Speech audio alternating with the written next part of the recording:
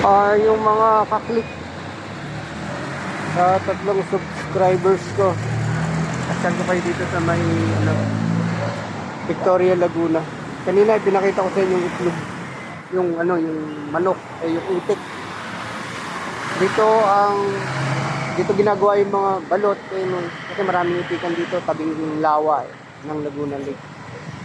So kanina bumili ako ng itlog na pula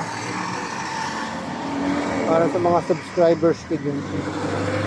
Nag-stop muna kami ni Honda Click.